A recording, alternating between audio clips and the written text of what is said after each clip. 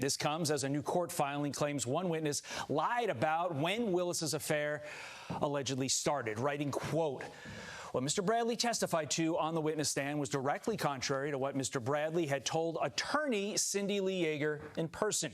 Joining me now to react is former federal prosecutor and West Coast Trial Lawyers President Neama Rahmani. Neama, thanks so much for being here. We're talking about a lot of lawyers, and by the day, the number of lawyers we talk about involved in the case seems to grow. So let's break this down. The lawyer that's testifying in front of the Georgia State Senate is Ashley Merchant. She is a lawyer for the defense. How rare is that for a defense attorney to testify in front of a legislative body, literally right in the middle of the case that she's working on? Like, that just seems very odd to me.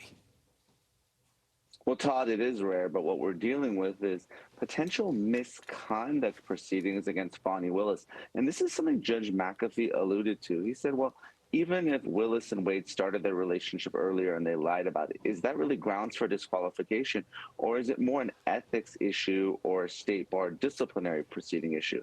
This is somewhat related when you have a Georgia legislative body looking into these allegations. Okay, so to that point, what impact, if any, could this Senate hearing have on the underlying case?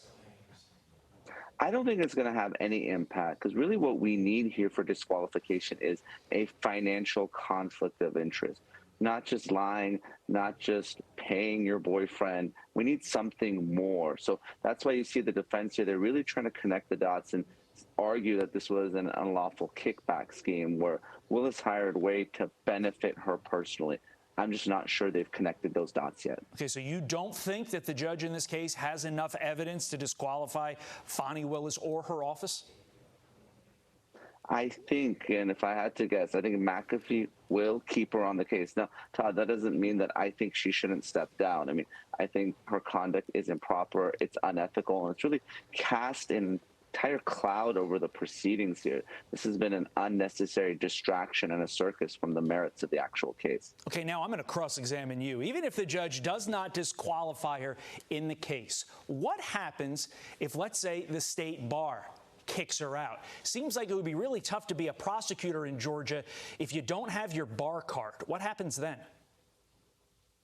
Well, what would happen is career prosecutors would step in and they would take over the case.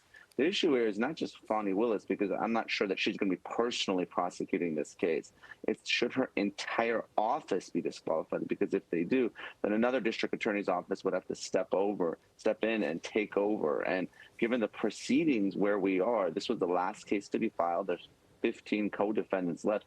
It's unlikely we're going to get a trial before the November general election if that happens. Interesting. All right, let's switch gears to a completely different case. Closing arguments set for today as the state rests in the Rust movie trial case. One ammunition supplier testifying on Monday that he provided no live rounds to the Rust set. Listen.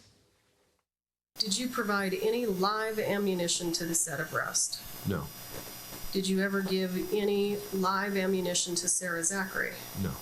Have you seen photos of the live ammunition that was found on the set of Rust? I have. Did you possess any ammunition that looked like that? No. Okay, so this is the case of the armorer. If that individual you saw on the stand did not bring the live ammunition, did the armorer? Well, I think that's what the state is arguing. I think they've been successful so far. So the issue here is there were live rounds on set, and they're clearly in Hannah Gutierrez-Reed's possession. Now, she's trying to point the finger at others, saying that the production was sloppy, they were cutting corners, and that maybe the ammunition supplier gave those live rounds. But really, the evidence doesn't support that. You have the testimony that there were no live rounds, and when law enforcement actually conducted a search warrant at the premises of the business of the supplier, they found no ammunition that matched the round that killed Helena Hutchins. What does all of this mean for the case against Alec Baldwin? Well, I think this is all good news for Alec Baldwin, and this is why. One of two things will happen. Hannah Gutierrez-Reed will be convicted, in which case Baldwin will point to the empty chair at trial. He'll say, well, here's the person who's responsible. But even if it's a hung jury or Gutierrez-Reed is somehow acquitted, what will happen is Baldwin and his lawyers have now gotten a free preview of the testimony that's going to come out, the evidence and the exhibits to come out at trial. So they'll be better equipped to set up their defense.